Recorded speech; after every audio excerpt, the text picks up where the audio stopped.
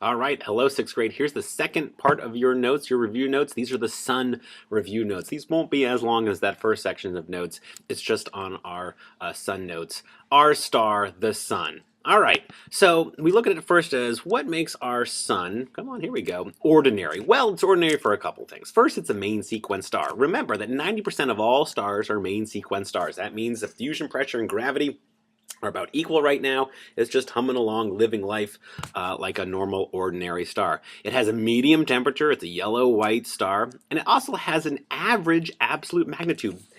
Excuse me. It gives off an average amount of light for a star. Now remember, its apparent magnitude is huge because it's so close. And it's certainly not ordinary in that sense. It's so close to us. That makes it not ordinary. But it is ordinary because it gives off an average amount of light compared to other stars. Now, our sun is different because a few things. Like I just said, it's close to us. That's cool. But another difference is that it's not part of a binary system, two stars, or a star cluster. The fact that the sun is a star all by itself actually is kind of a rare thing. It'd be kind of weird to think about having a sunset if there were two stars, two suns, so to speak, setting at the same time. Or what about a cluster of stars? What if right now there were three different suns out there? That'd be pretty crazy. Our star, the sun, is unique for that reason. Parts of the sun. Kind of like the Earth, there are different layers of the sun and its atmosphere, and we'll talk about those. Starting in the middle, just like the Earth, there is a core. Now, unlike the Earth, inside the core of the sun, that's where nuclear fusion occurs. That's where hydrogen is built into helium. That's where hydrogen atoms are fusing together to create helium atoms. They're making new types of material, new atoms from smaller atoms, and that releases lots of energy, and that's called a nuclear type of reaction, and that's why where the sun gets its energy. That process, that fusion is happening in the core of the sun. Then moving out, there's the radiative zone, where that energy is coming outward from the core.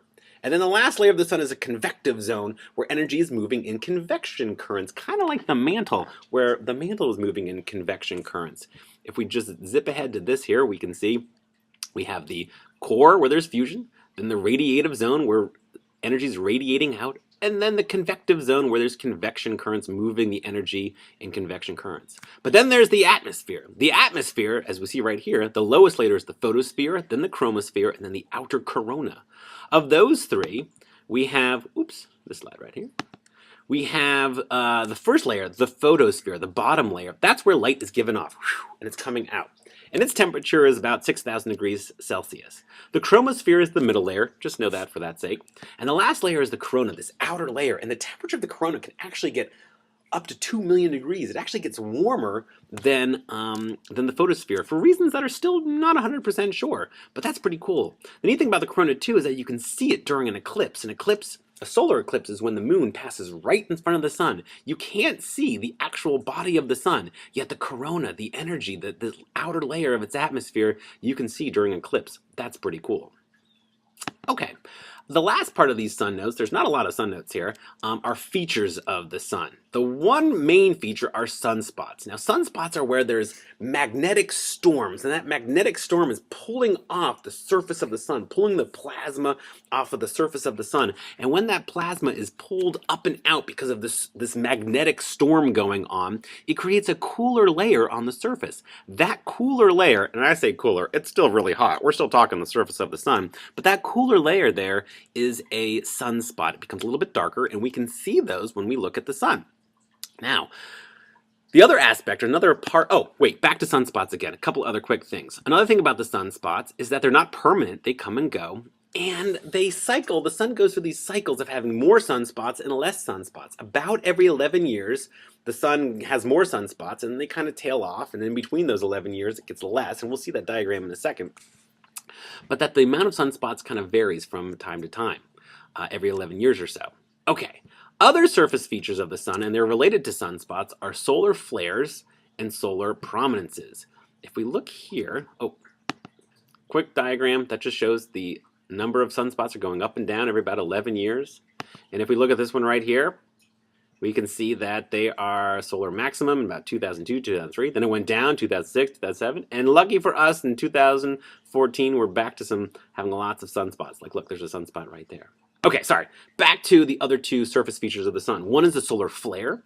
That's where energy is just shot near a sunspot magnetic storm shot up into the atmosphere of the sun and can actually leave the sun. That energy can be shot out of the sun, and sometimes that energy can come and actually hit Earth. If that solar energy comes and hits Earth, it can disrupt certain electronics. It can disrupt especially sensitive electronics that are in satellites that are not protected by the sun's atmosphere. So it's something that scientists do keep in mind and look at. If there's lots of solar activity and that solar activity is aimed towards us here on Earth, there could be disruptions on Earth, and so scientists track that. Another surface feature, and the notes got a little wacky here, are solar prominences. Basically, a solar prominence is where you kind of have a flare starting perhaps, but it's just so large that it curves the magnetic field, pull it back down into the sun again. You have this huge arcing column of plasma gas, and they look pretty amazing. Look at this picture here. I mean, you can see how huge these solar prominences are that come up and they get pulled back down again. In fact, this picture shows a really big one that goes up and comes back down. Look how big Earth would be if it were that close. My goodness, if it were really that close, we would be all toasty. But there's a huge arcing solar prominence. Look at that. There it is, the same picture there.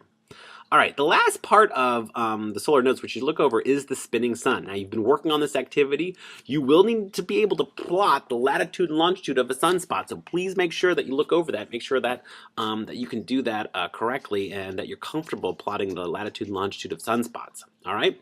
Okay, that's it for the sun notes. That's it for the other section of notes. If you have any questions, as always, email.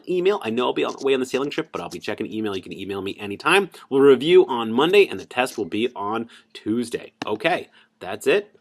Take care.